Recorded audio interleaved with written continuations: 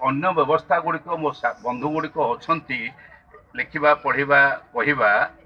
एगुड़िक जेहेतु मो पाखे अच्छा विभूति बाबू को मोर कौन अविश्वास कर नाला हठात बही खंडे पछे पाइली मो गोटे जगार संग्रह करके नेली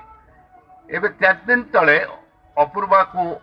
एठी मोर अन्य एक फंक्शन काली गोटे पुस्तक शांतनु आचार्य मोर गोटे जगह भाव उन्मोचन करूँ स्टल रे वर्ष करूँ एणु से मत से कही ना जी अनुवाद साहित्य मो विचार रे अत्यंत कठिन कारण गल्प कविता पूर्ण निजस्व निज भितर थिबा निज भाव जमिति भाव रे आपण यदि गोटे मूड अच्छी जे गोटे व्यवस्था अच्छी आपण निज भितर थिबा समस्त शब्द ज्ञान समस्त कथा ज्ञान समस्त व्यवस्था आपको साहित्य जेपरि भाव रे उत्थापन करिवे सामना को आनिबे सबुर व्यवस्था भितर अच्छी किंतु अनुवाद साहित्य आपण आउ जनकर कथा को आउ जनकर भाव को आपण निज भाव रे निज कथा भितर ताकू बाहर को नेबे एवं आदरणीय करिवे यथार्थ रे नारायण पंडा डॉक्टर नारायण पंडा महोदय एटी से कथा कहला बेले अति सुंदर भाव रे कहि पारुथिले कहउथिले से कथा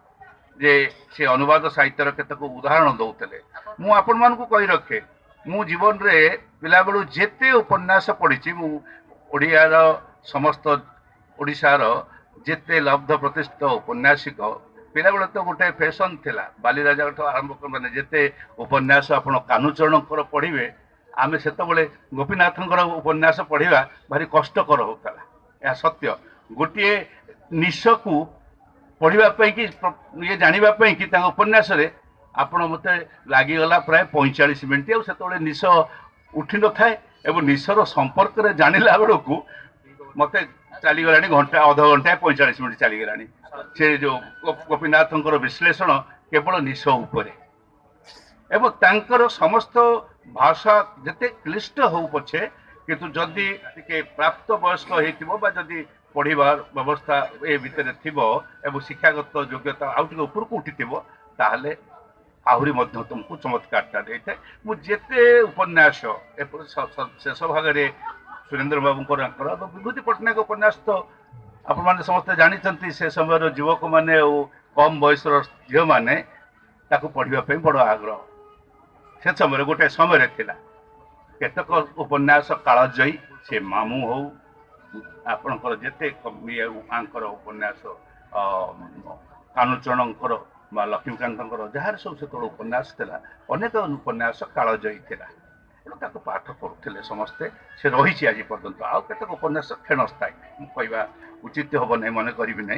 अनेक उपन्यास क्षणस्थायी से समय उन्मादना से समय भाव पढ़ा जाए तापर ताको भूली जाए किंतु से उपन्यास भितर थिबा शब्द भाषा आज जे आमर प्रतिभा शतपथी प्रतिभा रायंकर ए समस्त कथा लेखा जे पढ़िबो से मध्य देखिबो तांकर सेतु अनेक शिक्षणीय जिनस अछि किंतु सबुठारु बड़ आकृष्ट